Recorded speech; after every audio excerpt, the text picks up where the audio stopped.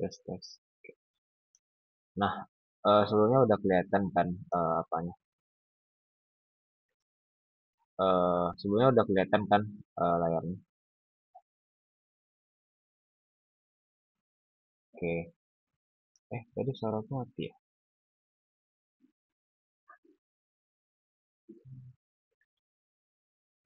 Oke, teman-teman semuanya. Jadi pada malam hari ini kita akan mulai bootcamp. Kita akan membahas authentication dari typo dan authorization gitu. Nah, kita mulai aja ya. Nah, jadi pada malam hari ini kita akan ada beberapa agenda. Yang pertama itu pengenalannya. Terus kita akan memakai salah satu tools atau library untuk autentikasi bernama JWT atau JSON Web Token. Terus nanti kita akan belajar dari komponennya apa dan cara kerjanya gimana. Terus kita akan setup project lalu kita implementasi gitu. Oke. Nah, untuk pengenalan sendiri ya. Nah, authentication dan authorization itu sebenarnya dua hal yang berbeda gitu. Nah, kalau autentikasi itu adalah untuk memverifikasi identitas pengguna gitu kan. Nah, biasanya hal ini merujuk kepada siapa Anda gitu. Kita login di website, itu kan ditanya kita tuh siapa, apakah kita punya akses untuk masuk ke sistem atau tidak gitu.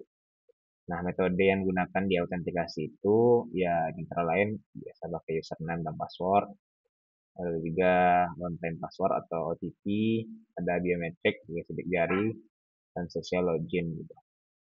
Nah, selanjutnya ada otorisasi, itu untuk menentukan tingkat hak akses dari si pengguna tadi. Ibaratnya tadi udah login, udah autentikasi kan. Nah, selanjutnya akan ditentukan gimana otoritas dari yang login tadi. Jadi apa yang boleh kita lakukan. Nah, implementasinya sendiri ada tiga macam atau lebih ya.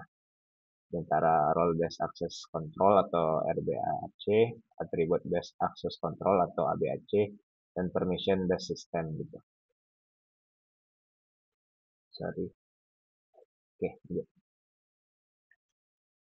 Nah, seandainya nanti kalau suara aku kurang kedengaran atau gimana ada trouble itu boleh on mic aja ya guys. Nah, sebenarnya di sini kita kan mencoba pakai metode dengan token gitu. Atau di sini kita pakai JWT, JSON Web Token. Nah, jadi apa itu JWT? Jadi JWT adalah token berbasis JSON untuk transfer informasi aman antar pihak.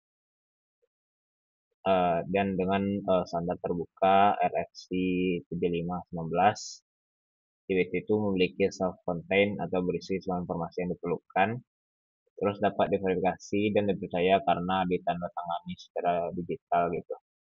Jadi sebenarnya untuk login itu sendiri itu ada base session sama berbasis token gitu. Salah satu yang token itu adalah JWT. Nah, kenapa kita pakai JWT? Karena yang pertama itu adalah stateless atau tidak perlu menyimpan session di server gitu. Yang kedua, scalable untuk aplikasi terdistribusi. Yang ketiga itu cross domain atau cross origin. Yang keempat, terintegrasi baik dengan berbagai framework. Salah satunya itu Express.js yang kita gunakan sekarang. Maksudnya dapat berisi data custom atau payload. Jadi nanti token itu berupa data-data yang kita inputkan sendiri. Nah, kekurangannya itu sendiri, token tidak dapat dibatalkan sebelum kadaluarsa. Ukuran token bisa besar jika payload banyak dan perlu strategi reverse token untuk security. Nah, mungkin sekedar tambahan ya untuk teman-teman sekalian. Eh, untuk loginnya sendiri itu sebenarnya hal yang krusial di berbagai sistem website yang kita punya. Karena ya kita membuat aplikasi itu kan perlu membatasi siapa aja penggunanya, nggak mungkin publik. Karena kalau udah kita deploy itu pasti semua orang bisa mengaksesnya. Nah, gitu. Jadi di sini kita akan coba pakai JWT. Nah, apa saja komponen dari JWT itu? Jadi komponen utama itu ada tiga. Yang pertama tuh ada header, ada payload, sama tanda tangan atau signature. Nah, pada di bawah ini contoh JWT ya. Contoh token yang dihasilkan itu ada 3 baris kan, dipisahkan oleh tanda titik.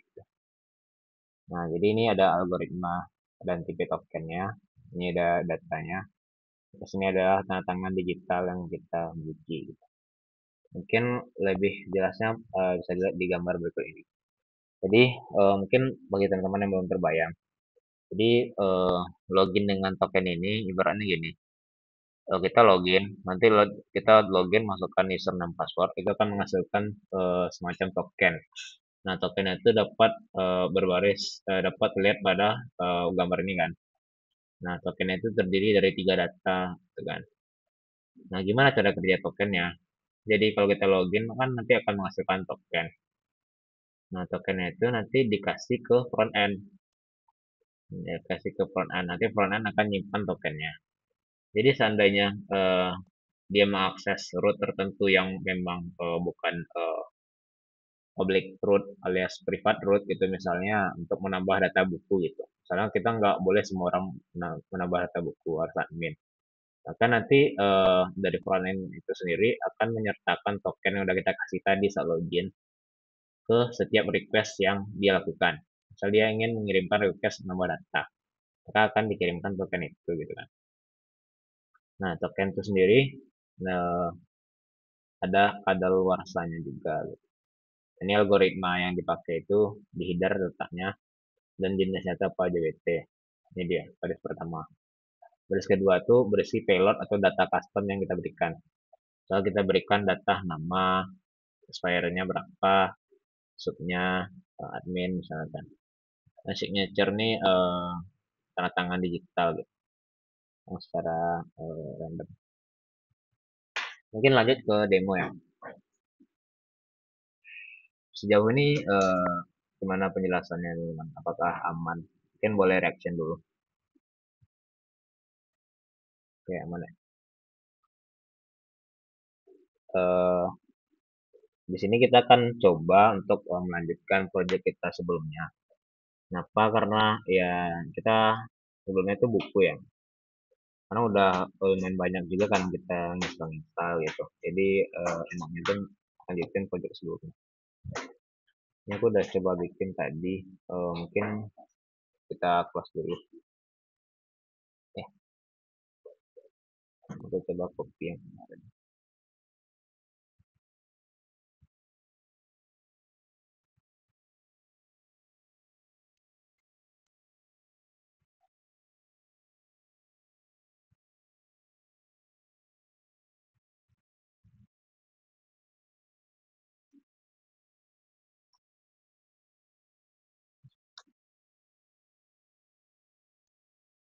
Ini kita duplicate.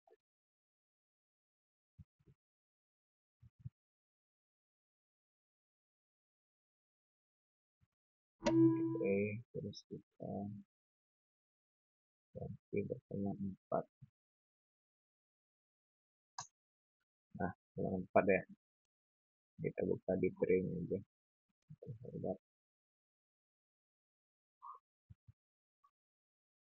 Sorry, salah.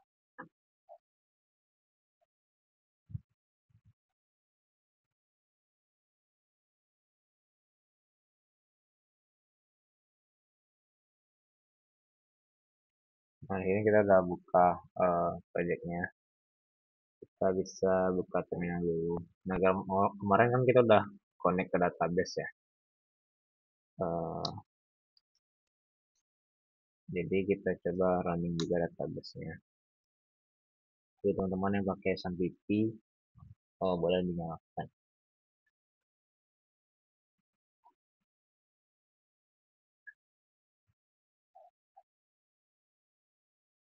Oke, kita close.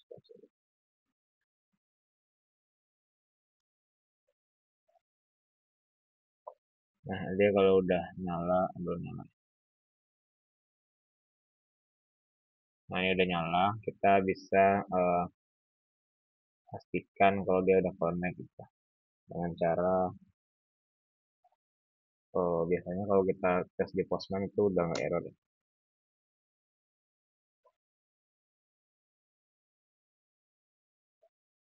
Oke, kita buka dulu Postman. Nah, error ya. Oke. Nah, tadi tuh salah satu aku mau buka.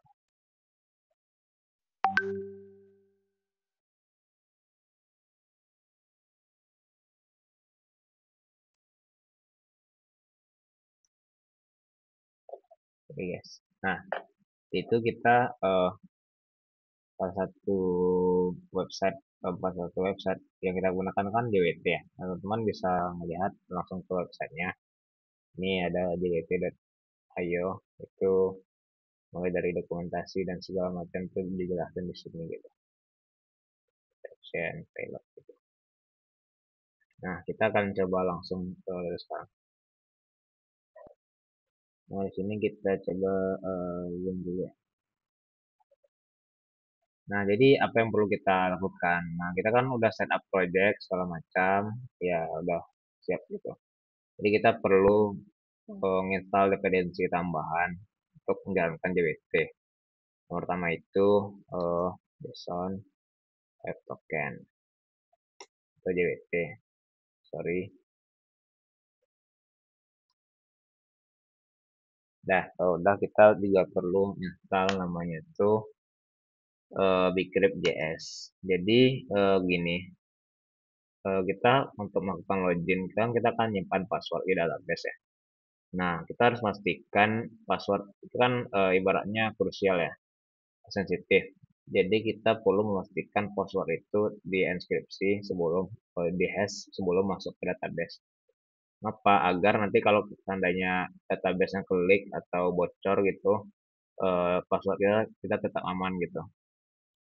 Nah, jadi kita tidak perlu khawatir. Jadi untuk agar kita bisa menghashing password tadi, kita pakai library nama Bcrypt.js. Bcrypt.js. Oke, kita udah install library. Pastikan dia udah ada di sini. Bcrypt.js sama JSON Token. Nah, jadi langkah awal itu kita akan bikin sebuah controller. Nama itu out controller. .js. Sorry. Bentar, guys. Nah, di sini tuh kita perlu include beberapa library seperti JWT. Nah, terus kita perlu Bcrypt.js.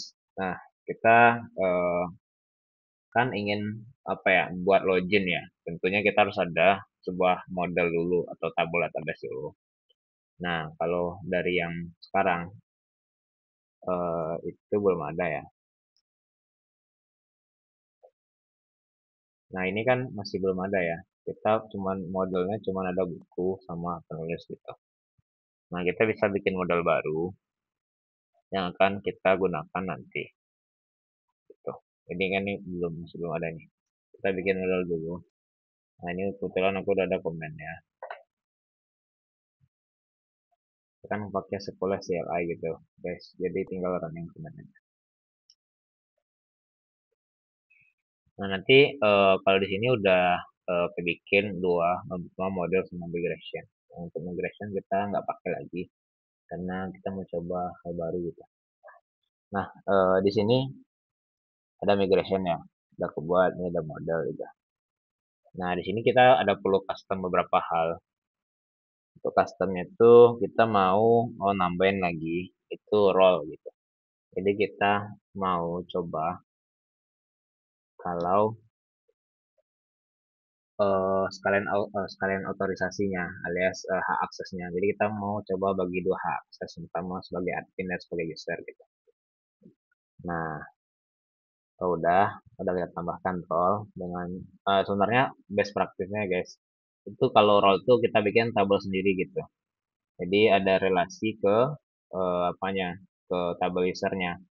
apa relasinya, yaitu one to many kan, eh, bukan one to many, many to one, alias satu user tuh hanya boleh punya satu role, tapi satu role itu dapat digunakan oleh banyak user. Nah, di sini kita coba untuk tabel user itu terdiri dari username, email, dan password aja gitu. Nah, ini refresh token kita bikin kolom untuk melakukan penyimpanan token nanti, dan ya gitu. Nah, sebenarnya ini begini kan. Cuman mungkin teman-teman eh, perlu juga nambahin di sini untuk role-nya. Nah, kita tambahkan screen.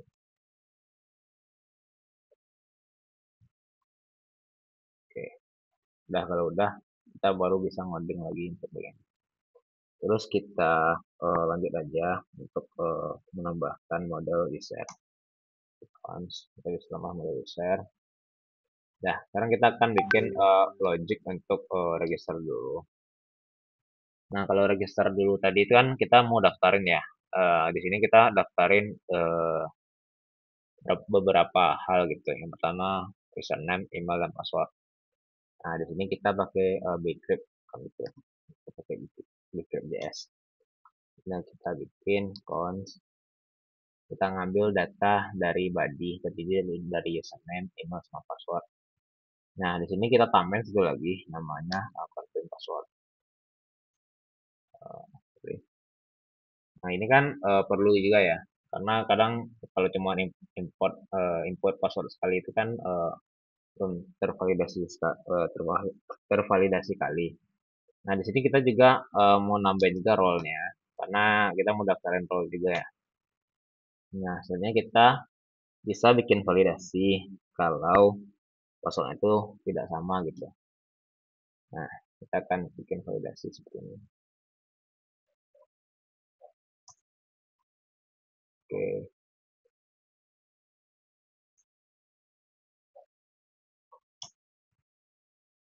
Nah, soalnya kita mau bikin hash passwordnya. Kita lanjut aja hash password. Jadi password kita tuh harus di hash. Nah, kalau untuk perintah hash itu sendiri kita pakai eh, apa fungsi hash di sini. Nah, kita hashing sebanyak 10 10 ini 10. Pokoknya tuh kode hashing itu 10 lah. Nah, kita hash sebanyak 10 password kita. Password kita yang mana yang udah kita ambil tadi. Nah, kita pastiin dulu kalau password kita tuh sama. Kalau udah sama kita bisa langsung sini. Oke. Kalau udah kita bisa langsung bikin kita masukkan ke database, kita create dari username, email, dan password tadi. Nah, untuk password di sini kita perlu mapping dulu ke variabel yang udah kita bikin tadi hash password, karena kita mau masukin tuh password yang udah di hash, bukan password yang di sini tadi gitu. Oke. Nah, kalau udah seperti ini kita akan kembalikan saja kalau udah berhasil mengcreate user gitu. Nah, di sini aku lupa kalau kita harus pakai try catch. Nah, sini kita masukkan dulu kan. Ini kita bikin catch error. Oke. Nah, ini baru satu register. Nah, untuk register kita masih belum menggunakan implementasi dari JWT. Kan karena kita baru mendaftarkan akun ya, ibaratnya kita baru bikin register gitu. Nah, selanjutnya kita akan bikin sebuah function untuk login. Nah, di sini kita untuk login tuh kita coba pakai email dan password aja. Jadi di sini kita nggak pakai username. Nah, seperti biasa kita ngambil dari rec body. Nah, untuk logic password tuh gimana? Logic login tuh gimana? Jadi untuk login tuh sama kita akan cari user dengan email tertentu gitu. Karena email ini kita bikin unik ya. Nah, jadi kalau kita bikin unik berarti nanti kita akan gunakan fungsi find one gitu. Karena hanya satu email yang terdaftar di akun kan. Kita akan pakai fungsi find one. Nah, kalau dia nggak ketemu,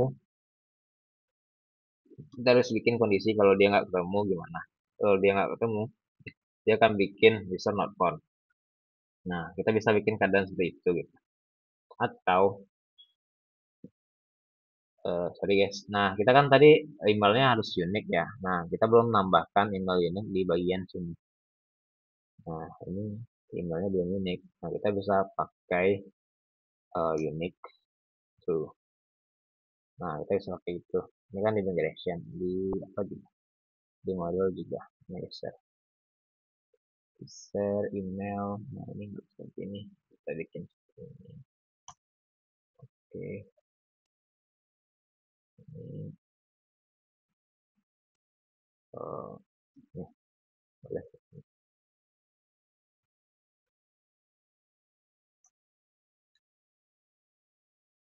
Oke, ini kok error.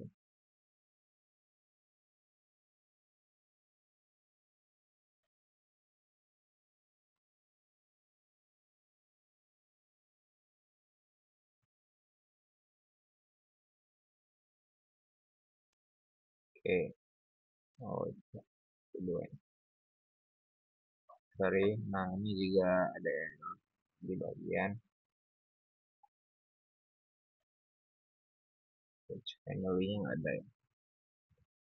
Ini sebelum kita bikin. Agak lagi. Nah, kita sampai sini dulu.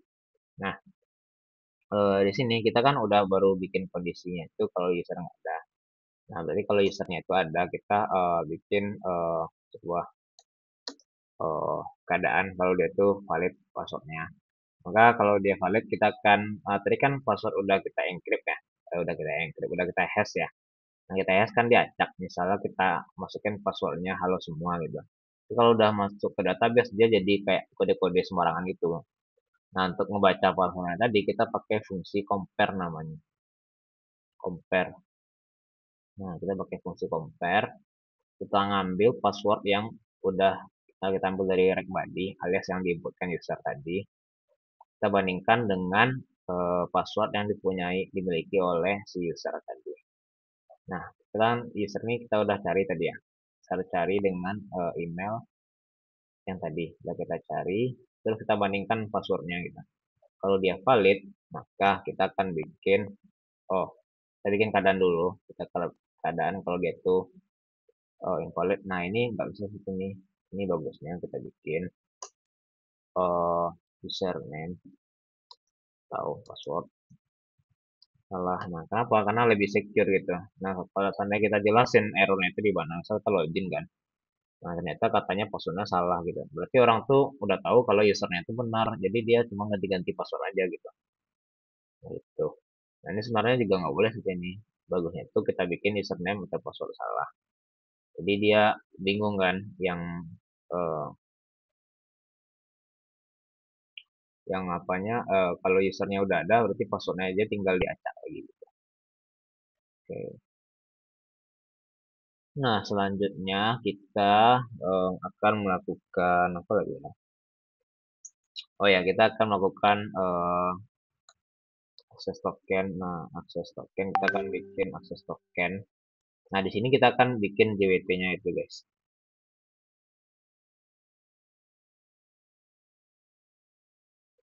Sorry, bentar. Nah, di sini kita akan bikin JWT-nya. Nah, gimana cara bikin JWT-nya? Tadi kan kita udah include modul JWT ya.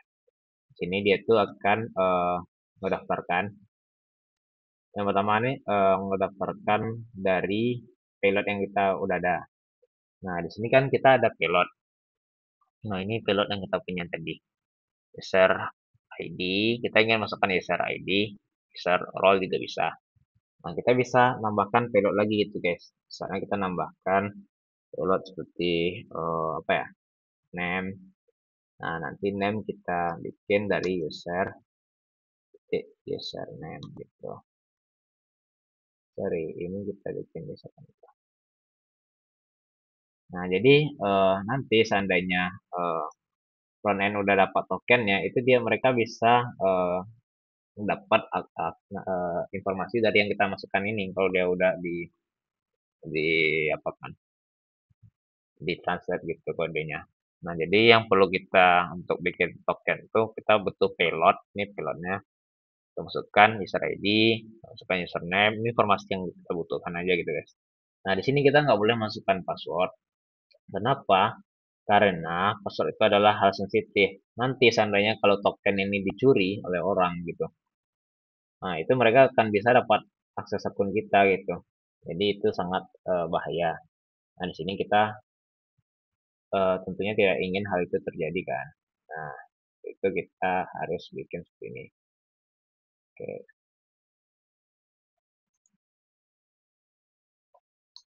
nah, bagus tuh hampir udah. Nah gitu. Oke, selanjutnya kita butuh sebuah akses token secret. Nah ini kan ngambil, oh ya, ini Bang belum jelasin tentang apa namanya,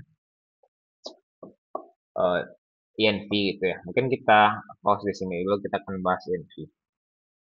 Nah, jadi kalau di dalam kode kita itu ada namanya INV atau environment gitu.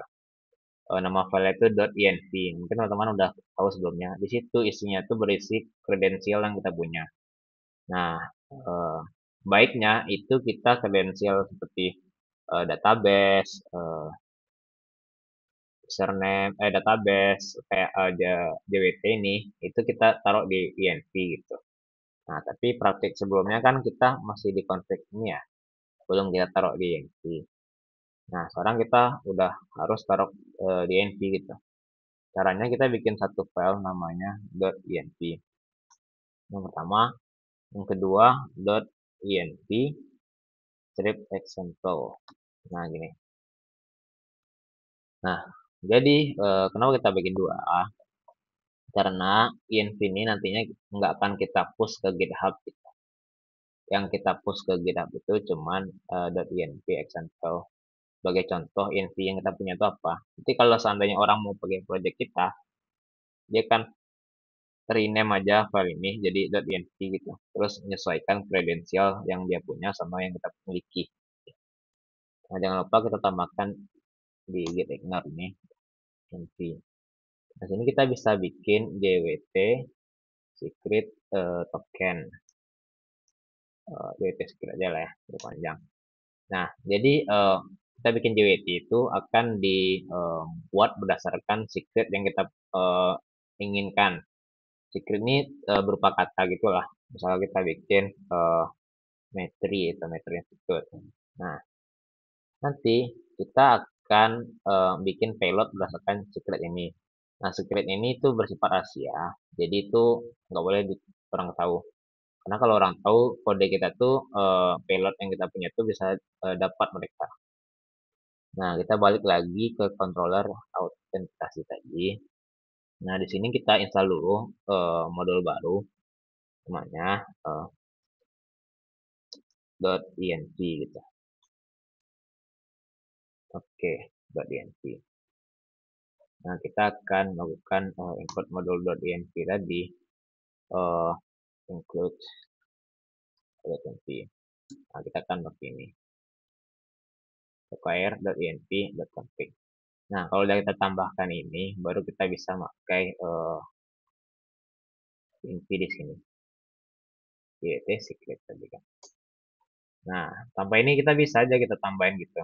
Kita tambahin ini misalnya halo gitu. Tapi kan tahu sama orang kan. Jadi makanya kita harus simpan di secret biar rahasia. Nah, cara mengaksesnya gimana? Kita pakai proses.env. Sama env-nya apa? Di sini kan kita udah kasih nilai jwt secret. Gitu. Nah, nanti di akhir kita akan coba konversi yang dari sini ya. Oke. Nah, ini kan udah ya. Nah, sekarang kita mau sekalian bikin refresh tokennya. Nah, bedanya akses token sama refresh token gimana gitu. Di sini perlu teman-teman perhatikan. Nah, jadi nanti kita tuh akan bikin dua token. Kita akan mencoba untuk bikin login JWT ini dengan sebest practice mungkin gitu kan. Sesuai panduan yang benar dan aman. Yang pertama akses token. Nah, akses token ini itu bersifat token yang akan digunakan berulang kali untuk login dan dia tuh biasanya kadaluarsanya itu sementara gitu. Nah, di sini kadaluarsanya itu dalam satu hari. Nah, kita bisa bikin lebih kecil lagi, 15 menit. Nah, itu mungkin perlu sebentar ya. satu hari gitu.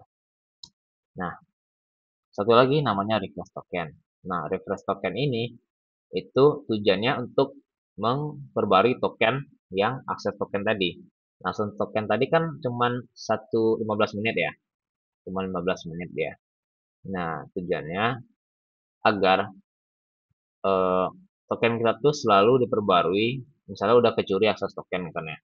Nah, itu nanti dia tuh langsung kadaluarsa. Jadi kalau seandainya tokennya tuh tidak valid, dia akan diperbarui lagi dengan refresh token yang kita punya. Nah, refresh token ini itu expirednya itu lebih lama, biasanya 7 hari, kadang 1 hari. Nah, karena dia itu bersifat bisa merefresh token, yang merefresh akses token itu, refresh token ini itu nggak boleh di-share kemana-mana. Jadi cukup disimpan di sisi server aja. Nanti untuk yang akan dibagikan ke bagian front end itu cuma akses token ini. Oke, gitu. Baiknya sih seperti itu. Ya. Nah, ini paham belum untuk sampai kegunaan token ini? Ibaratnya teman-teman gini, kadang akses aplikasi ya, kadang akses aplikasi kan, kadang udah sebulan diakses masih bisa gitu. Berarti akses token, refresh token itu masih sampai sebulan gitu. Kadang udah misalnya sehari kan, besoknya harus disuruh login lagi gitu. Nah, itu berarti refresh tokennya cuma sehari aja gitu. Nah, gitu. Jadi yang menandakan kita login tidak login itu sebenarnya di refresh token. Oke, gitu. Nah, gimana, apakah kita bisa cuma pakai akses token? Bisa gitu. Cuma itu kan ibaratnya nggak aman ya. Karena token yang kita pakai itu tetap sama. Sementara kalau kita pakai refresh token, akses tokennya akan terus di-update. Tuh. Nah, selanjutnya kalau udah kita akan mulai namanya login ya. Nah, login tadi kita yang baru kita isi di sini baru username, email, password, dan all. Nah, kita belum memasukkan reference token yang kita punya. Dan reference token itu dibikinnya pas login ya kan ya. Jadi kita update user tadi dan kita masukkan reference token. Nah, di sini kita nggak perlu melakukan eh, seperti ini kita mapping karena dia kan variabelnya sama ya. Di kolom database namanya reference token, yang kita punya sekarang namanya reference token juga gitu. Oke. Ini kita untuk update itu kita perlu ID usernya berapa. Nah, ini kalau kita udah login itu kita hanya akan memberikan data dari tokennya. Sorry, ini kita bikin dulu.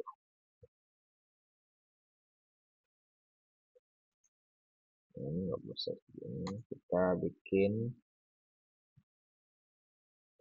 seperti ini aja, message ini data, datanya apa, sekian. Oke, nah boleh. Saya tahu gini aja ya, sorry, saya bikin seperti ini aja, biar nggak terlalu pusing. Nah, ini udah kita buat. Jadi sampai sini kita baru bikin logika untuk login dan baru. Sekarang kita akan lanjut untuk menambahkan satu lagi function untuk kita refresh token. Nah, jadi ibaratnya token tuh nggak bisa otomatis ke refresh tuh guys. Karena nanti yang refresh token melakukan request refresh token itu kan bagian dari front end. Jadi kita kan DWT ya. DWT setiap urut yang kita lindungi dengan middleware, berarti middleware namanya. Jadi setiap dari front end akan melakukan request ke back end itu akan memberikan menyertakan akses token kan ya. Nah, ketika akses token itu kadaluarsa, maka harus di refresh gitu. Jadi yang refresh mereka harus minta lagi itu. Mereka harus minta lagi request untuk melakukan refresh token.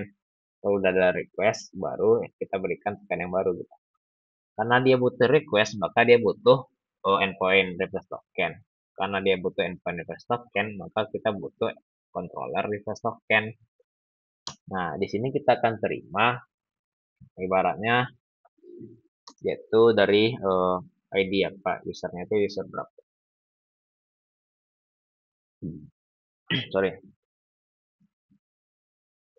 Nah, kita akan cari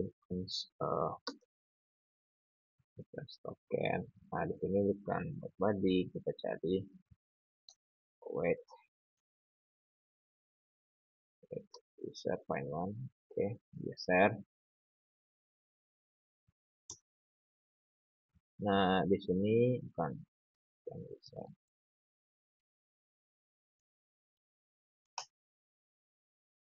Sorry, kita bikin user dulu ya.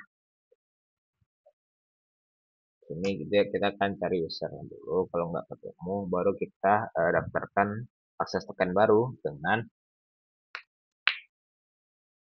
request token yang kita punya tadi.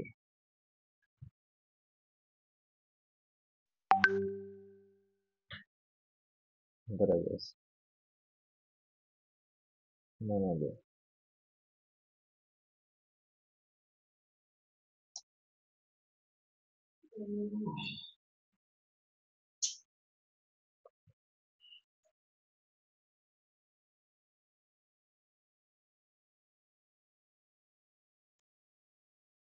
Kita bikin.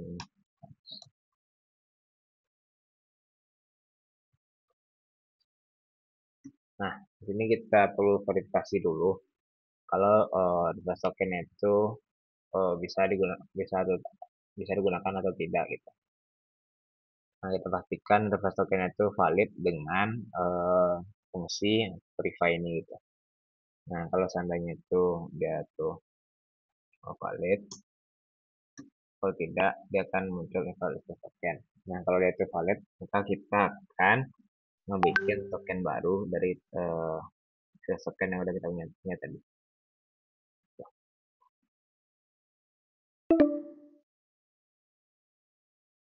Ya, ada yang apa?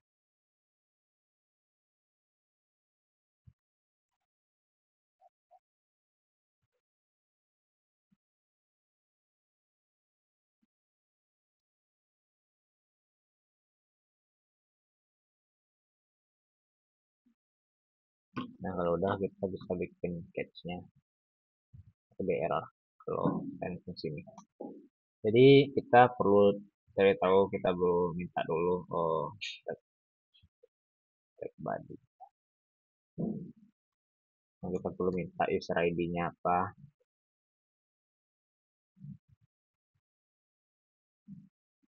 Nah, kita perlu minta user ID-nya. Dari user ID dia akan cari di database usernya apa gitu. Bisa find one atau find by PK gitu. Nah, nanti kalau sana user nggak ada, user not found. Nah, kalau usernya itu ada, maka dia akan kita verify request tokennya betul atau enggak.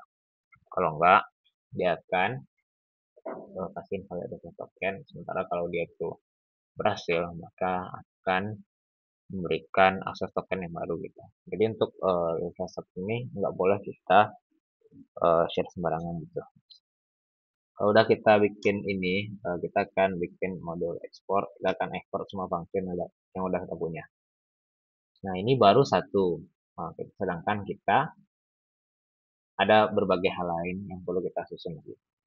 Nah, tadi kan kita bikin model user ya, dan ini belum kita migrasi. Nah, ada satu cara untuk kita tanpa migrasi. Jadi kita ingin perubahan database itu terus terjadi ketika kita edit modelnya. Nah, ini nih nggak boleh dipakai di production gitu. Jadi hanya boleh pakai di mode development sekarang. Nah, kita bisa tambah namanya fonts.db. Nah, itu ngambil dari model. Terus kita pakai circulation. Nah, jadi ini, ini kalau teman-teman jalankan, ketika kita menjalankan program, maka dia akan langsung disinkronkan database-nya gitu. Nah, sekarang kita melihat, kita langsung lihat aja. Geometry. Ini udah ada user, nah udah ada kan. Nah, gitu. Seandainya kita ubah misalnya kolom passwordnya kita ubah jadi password PS. Nah, nanti dia akan langsung baru ya, itu kah? Oh sorry, baru ya.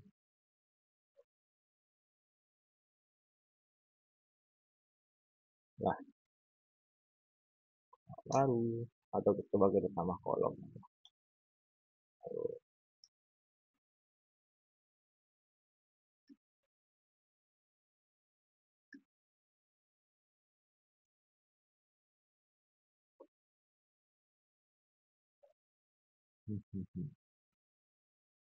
Ya, sepertinya mungkin untuk tabel baru ya biasanya, enggak kolom baru, yang juga lupa. Nah, nanti kita back to topic, kita kembali lagi. Nah, ini kan udah kita bikin ya. Sekarang kita perlu menambahkan masing-masing eh, ini ke root yang kita punya. Kita punya root index, mana root kita ini ya. Nah, kita bisa tambah di sini dari out controller gitu. Nah, kita udah tambah di sini. Terus kita eh, tambah root untuk login ya. Login apa aja. Register sama login. Dua itu aja. Oke. Nah, kita perlu dua root ini. Nah, ini udah terhubung. Karena kita udah include juga lah. Nah, ini kita baru bisa melakukan register dan login. Jadi kita belum bisa membatasi root-root tertentu gitu untuk melakukan aksesnya. Nah, mungkin kita coba di Postman aja ya. Kita di buku metri ini kita tambah request. Misalnya login post pakai base URL tapi login. Nah, di sini kita login, kita kan pakai body atau JSON. Apa aja perlu untuk bukan login ya, register dulu ya. Register. Nah, di sini kita perlu nambahkan username. Username apa?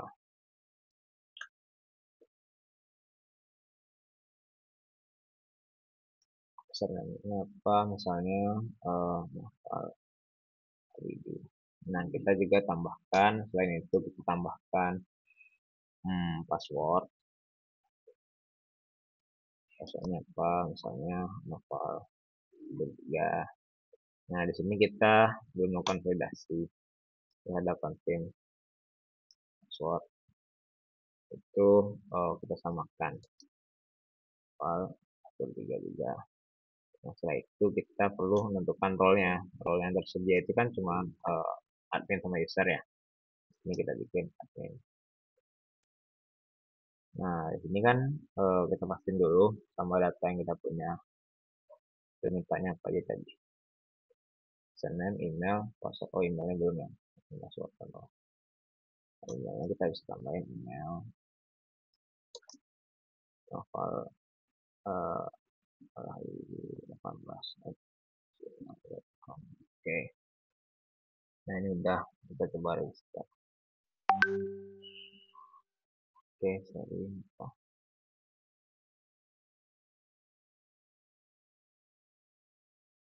Oh, sorry. Roll, kok nggak ada roll katanya.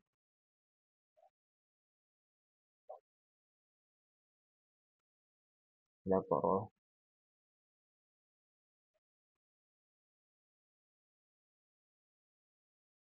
Oh, oh ini nggak ada ya di sini. Bentar, oke bagus ya.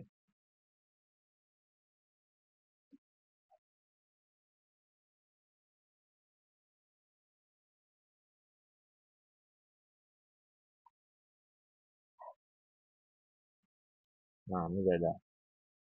Nah, udah ada roll kita. Oke, kita coba lagi. Tapi memang untuk splasing itu kalau tabel baru ya. Nah, ini kita udah bisa register. Nah, di sini udah kelihatan kan. Register username apa, emailnya apa, passwordnya apa. Nah, ini kan kita udah asing password gitu ya. Nah, di sini makanya passwordnya dari Novel 3 ini jadi Novel. Jadi bilangan seperti ini. Terus kita daftar sebagai admin. Nah, sekarang kita akan coba untuk login. Nah, sini kita belum dibikinin token guys, karena kan kita baru register ya. Nah, kita bisa bikin request lagi sebagai login. Oh, sorry. Ini oke, login. Kita post di login. Nah, login dia minta apa tuh dia? Login dia tadi minta email sama password. Nah, kita bikin email sama password.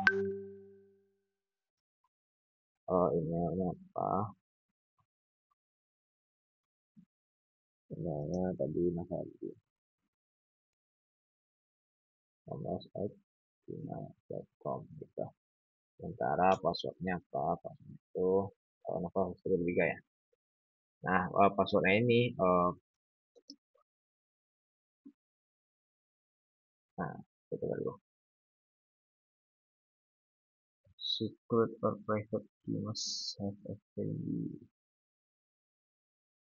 Password apa ini? Nah, password.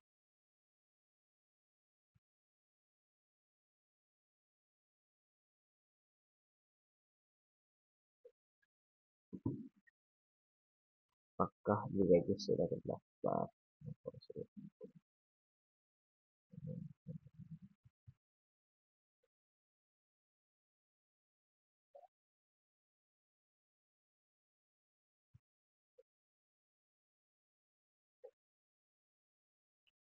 Secret or private keys.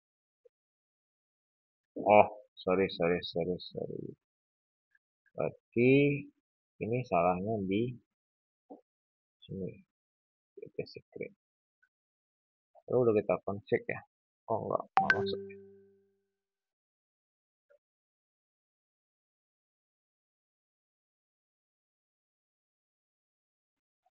Masuk DWP secret. DWP secret. Sini kita pakai. Nah, itu dia. Oh, mungkin kita masuk. Coba kita tuliskan langsung aja. Oh, oh, sorry. Nah, ini kita tuliskan langsung aja di sini. Netflix.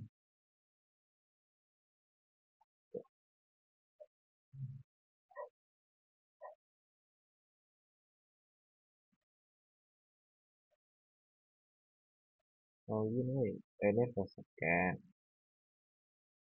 Ini dia. Kita bikin di. Oh, sorry guys. Tadi udah masuk kok, udah masuk. Nah, dari itu udah masuk, tapi salahnya itu kita di sini kan login tuh pakai refresh token ya, refresh secret ya. Kita nggak ada kita tambahkan di MC-nya.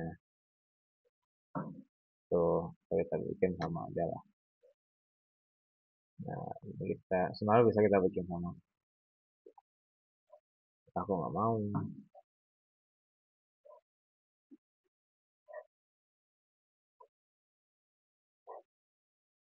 Terus,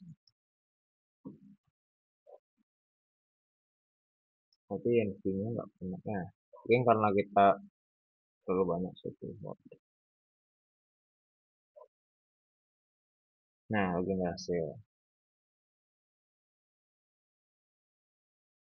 Terus config-nya ini nggak config-nya. Oh, coba. Nah, gini.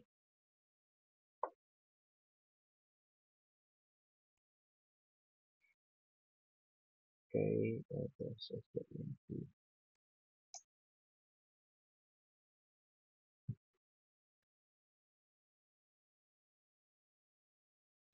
tidak pada DBT.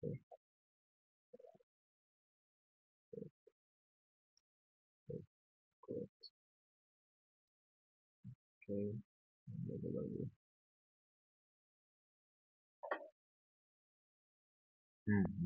Oh ya, salah di sini ya. Jadi karena sebenarnya itu config-nya itu nggak perlu tambahin ya. Cuma karena kita terlalu banyak struktur foldernya udah intinya di luar, ini di dalam src, di dalam lagi. Dia itu sebenarnya harus sejajar sama index itu. Nah, itu nggak apa. Di sini kita tambahin aja pad-nya baru.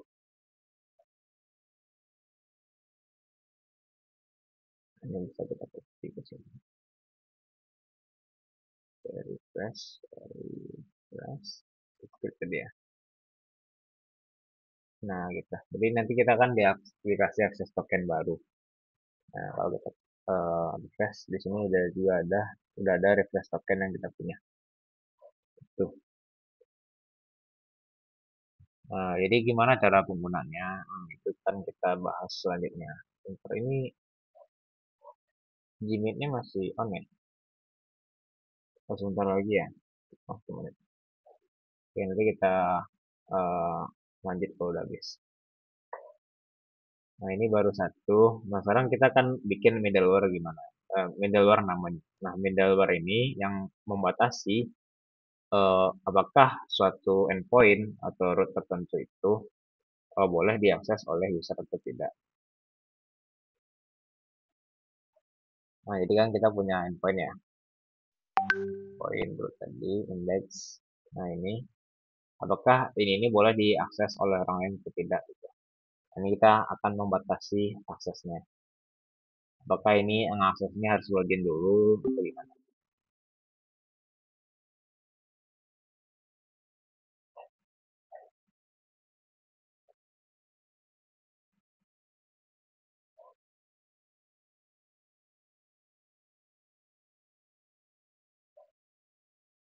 Oke, mungkin aku lanjut ya. Sejauh ini gimana teman? Apakah udah aman? Ini ya.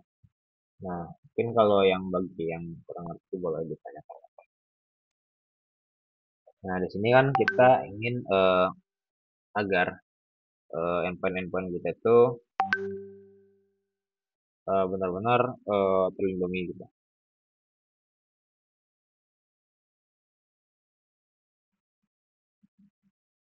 Sorry. Nah, kita ingin endpoint kita itu terlindungi. Sekaligus kita ingin gimana cara sistem server ini itu uh, menerima token tadi gitu. Nah, kita bikin satu folder namanya middleware. Nah, ini middleware. Middle dua. Middleware. Oke, kita bikin satu middleware. Ini namanya out middleware.js. Sorry ini tidak. Nah, di sini kita akan mulai untuk buat middleware-nya. Seperti biasa kita akan konsol dbt. Lalu untuk middleware ini kita bikin uh, sebuah function namanya itu verify token. Nah, kita akan verifikasi token. Nah, bedanya middleware uh, bedanya middleware dengan apa? Dengan fungsi biasa. Nah, kita ini akan menggunakan middleware itu sebagai perantara gitu. Jadi sebelum dia ketika dia akses endpoint, dia nggak langsung eksekusi dari controllernya. Seperti ini ya. Ketika akses ini, dia nggak langsung akses ke sini gitu. Jadi dia dilihat sebuah fungsi tambahan gitu sebelum dia akses ini. Itu namanya middleware kan.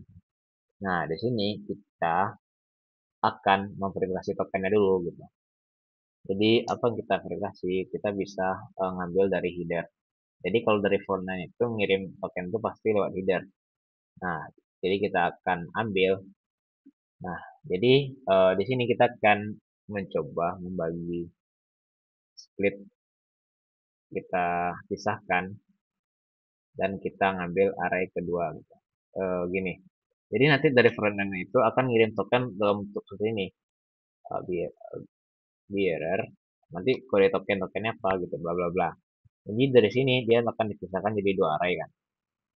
Nah, kita ambil yang ini, yang di belakangnya gitu. Kenapa gitu? Karena standar untuk pengiriman token gitu memang pakai bearer, baru tokennya apa gitu. Itu guys. Nah, seandainya dia itu tokennya itu nol atau nggak ada, maka dikasih 401 atau unauthorized ya kalau 401 ya. Nah, setelah itu baru kita bikin, kita coba try. Nah, kita akan mendecode dari token yang udah kita terima tadi. Nah, gimana token yang kita ambil dari header tadi? Kalau dia itu sesuai dengan secret yang kita punya, maka kita akan ngambil user ID-nya gitu. Sebenarnya yang perlu itu user ID aja sih guys. Kita ngambil user ID-nya. Nah, maka user ID-nya akan kita kirimkan ke request dan kita lanjutkan gitu ke function setelahnya atau ke controller lagi. Nah, kalau bagaimana kalau tidak? Kalau tidak, maka kita akan catch yaitu error. Errornya itu 40, bukan ini errornya. Errornya itu 404. Oh, bukan 404. Kalau on authorized tadi ini dia 03. Nah, kalau udah kita bisa tambahkan error message. Nah, atau kita bilang invalid token. Valid token. Nah, ini untuk ngecek middleware dari tokennya kan. Apakah dia beneran valid atau tidak. Nah, selanjutnya kita butuh middleware lagi. Ini kan untuk middleware untuk autentikasi. Kita kan butuh middleware untuk authorization. Uh, kita kan bikin middleware verify untuk role-nya lagi. Role. Nah, kurang lebih uh, kita akan yang kita ambil di sini bukan ini guys. Jadi kita ambil roles, parameternya roles. Nah, di sini tuh kita bikin role-nya apa. Nah, kalau dia ada role, maka akan lanjut sesuai dengan role yang dimilikinya.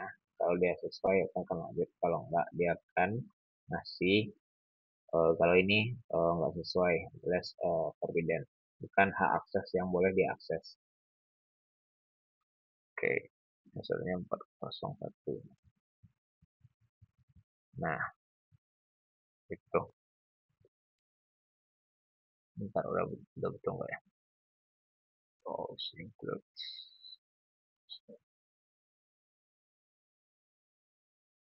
Oke, tim. Nah, kalau udah baru dibikinnya modul export, lalu kita export modulnya untuk dua function ini. Nanti kita udah bisa bikin middleware pembatas yang berbentuk untuk verify token yang kita punya tadi. Nah, yang tokennya ini itu adalah access token guys. Terus yang ini untuk role-nya itu seperti apa? Yang boleh mengakses dari root-nya. Nah, di sini kita akan coba menambahkan ini di bagian root yang kita punya. Gitu. Sama kita bisa bikin fonts token kan. Nah, ini udah nih. Kalau kita bikin lagi sama lagi itu verify role. Nah, kita input dulu. Middlewares. Misalkan namanya plural ya teman. Nah, kalau udah ada kita bisa nambahin middleware itu di bagian functionnya. Misalnya verify token kan ya. Nah, kita bisa nambahkan di sini misalnya di buku ya. Kita mau tambah buku aja deh. sama buku. Misalnya yang cuma bisa menambah buku tuh cuma user. Oh, kok keras ya.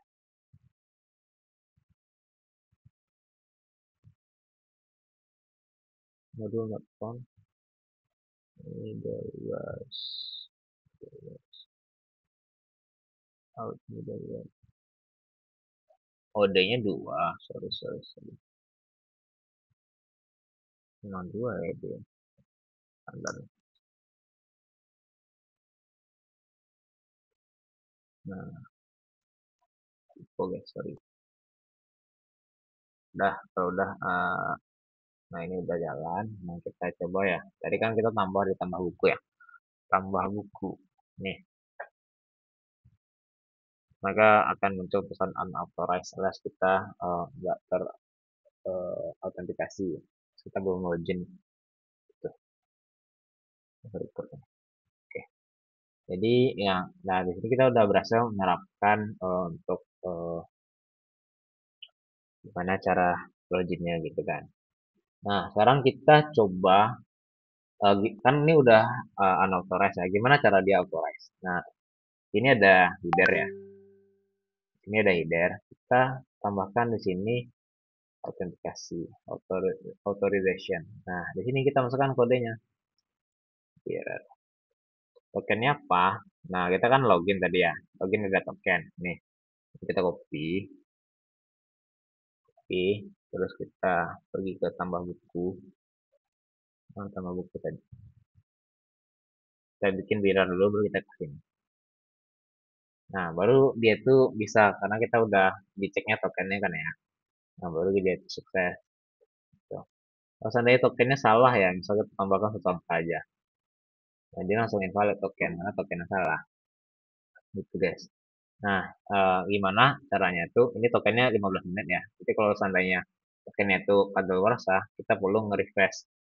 Nah, kita perlu nge-refresh token yang udah kita bikin ini. Nah, caranya gimana?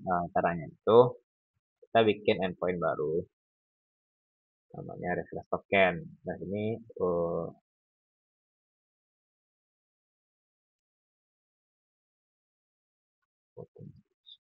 langsung aja. Di sini kita bikin untuk refresh token. Nah, gitu. Kita bikin refresh token misalnya test post.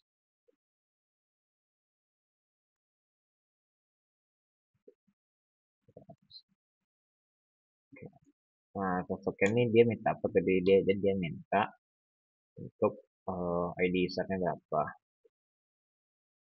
Apa tadi ID user ya?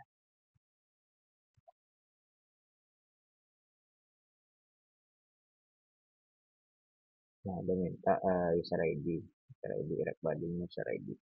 Kita kasih nama user ID. Jadi kalau orang dari front end ingin refresh, maka mereka akan mengirimkan user ID. Gitu. Sorry, user ID-nya satu ya. Nah, nah, sorry.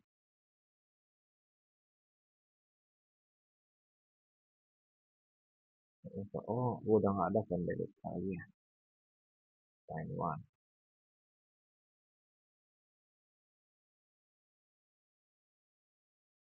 Nah, maka akan dapat akses token baru. Ini kita copy dulu. Tuh, ini akses token ini kalau dia tuh udah kadaluarsa kita bisa pakai yang ini. Nah, tapi masalahnya itu meskipun kita generate token yang baru, eh boleh. Nah, ini kita ada tadi di login ya. Copy dulu yang login nih. Meskipun kita generate token yang baru, itu token lama masih bisa dipakai. Oh, udah nggak bisa kalau apa ya.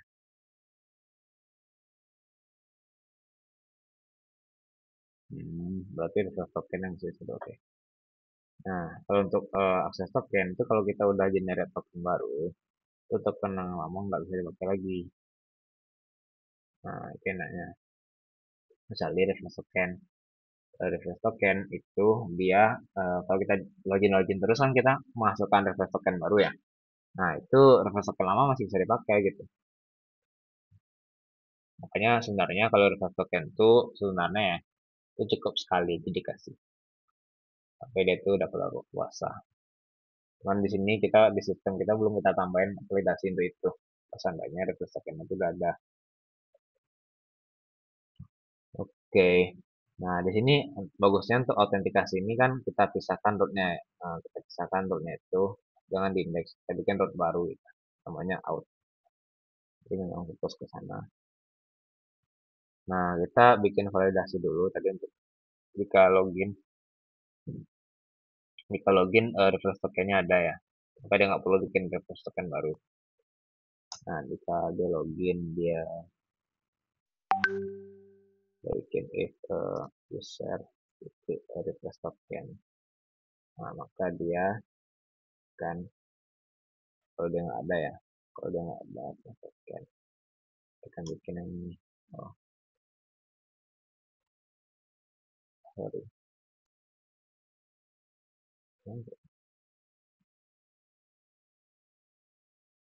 Ya, bisa lagi. Nah, kalau dia nggak ada, dia akan bikin ini. Nah, kalau dia ada, dia nggak bikin lagi tokennya apa. Tuh, cukup akses token aja yang dikasih. Nah, kita kan udah login tadi ya. Karena kita login lagi. Nah, dia nggak akan memperbarui token yang lama. Uh, dia kan nggak akan memperbarui request token yang lama. Tapi token yang apa aja, akses token aja diperbarui. Ini bisa kita juga cari.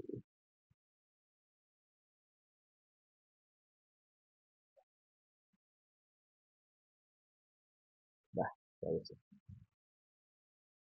Nah, sekarang kita kan baru apa ya? Ini baru login aja ya, baru komunikasi aja ya.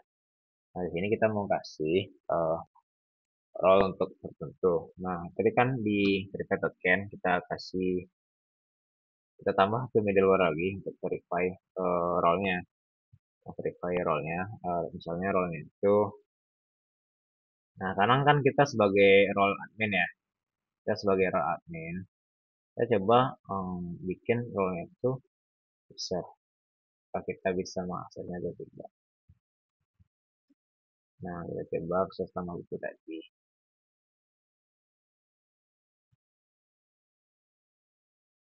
Bisa.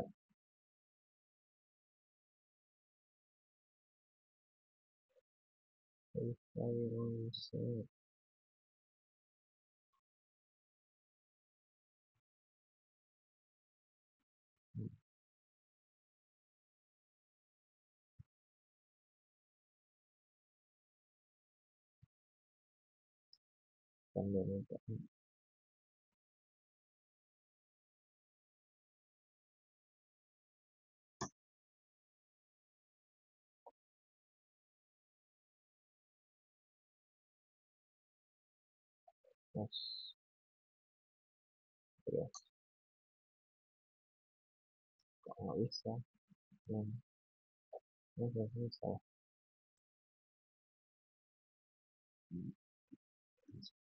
Define admin.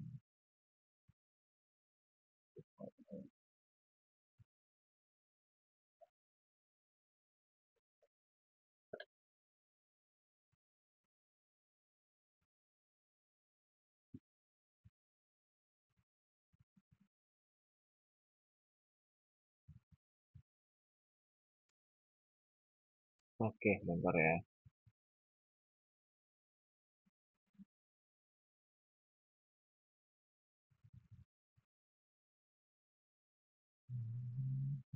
Sebenarnya errornya itu ada ada,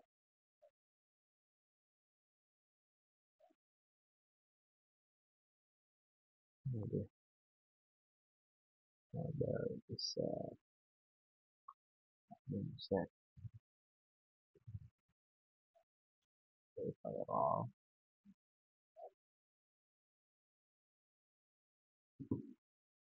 Ntar ya guys.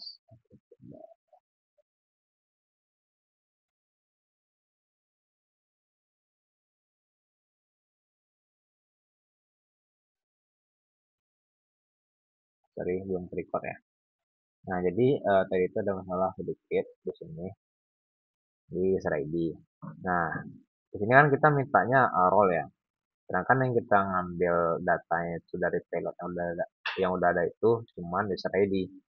Nah, sedangkan tadi kan kita ngebikin oh, JWT-nya itu ya. JWT itu kan kita bikin dari user ID, username, eh, sama role kan. Nah, kita cuma ngambil ini tadi. Makanya datanya nggak ada. Jadi kita tuh harus ngambil satu data ini. Alias kita ngambil semuanya. Gimana caranya? Caranya kita bikin aja register. Nah, kalau untuk semuanya kita cukup tulis di code aja. Kita nggak perlu ngambil informasi spesifik. Jadi kita ngambil dari sini. Nah, kalau udah di sini baru kita bisa uh, reg user. Kan kita udah ngambil ya reg user. Role-nya apa gitu. Nah, di sini kita coba ya. Sorry. Nah, buku bahasa ditambahkan. Nah, di sini kan kita sebagai apa ya? Di index tadi, di root ini tadi kan kita sebagai admin ya. Karena kita daftar akun sebagai admin. Nah, tadi kan ada role sebagai user. Nah, user kita coba. Jika ini forbidden alias rootnya itu bukan hak akses kita. Codingnya itu 403 gitu. Gitu guys. Jadi itulah pentingnya autentikasi dan otorisasi. Kita bisa membatasi root kita untuk yang mana aja boleh diakses sama yang mana aja nggak boleh diakses. Nah, ini reverse tokennya nggak perlu kita lindungi. Nah, seandainya nanti kalau advance-nya itu kita bisa tambahin middleware gitu. Misalnya, misalnya orangnya udah login, itu nggak bisa register gitu. Orang udah login nggak bisa login lagi, itu bisa kita tambahkan seperti itu. Kalau di front end ya, kalau di front end biasa gini, misalnya orang udah login ya, nggak bisa balik ke halaman login lagi gitu. Harus login dulu baru login nanti. Di front endnya gitu. Kalau dari kita masih middleware atau eh, batas-batasannya itu di root ini. Jadi ini untuk middleware, untuk verify token alias untuk autentikasi dan verify role untuk otorisasi gitu. Dan sampai sekarang sampai sini ada yang ingin bertanya.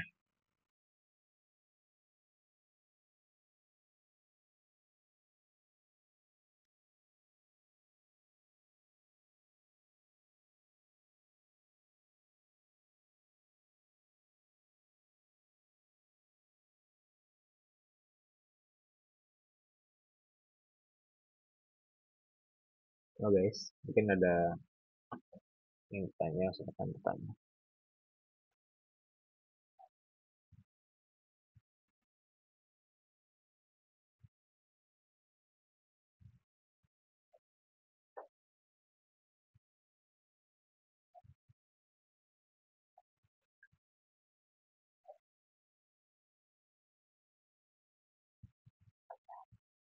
Iya mungkin kalau nggak ada aku kembaliin ke Cai. Sekian, terima kasih.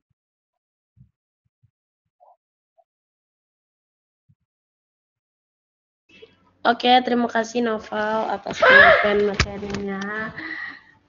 materinya. Nah, silakan teman-teman sebelum kita tutup,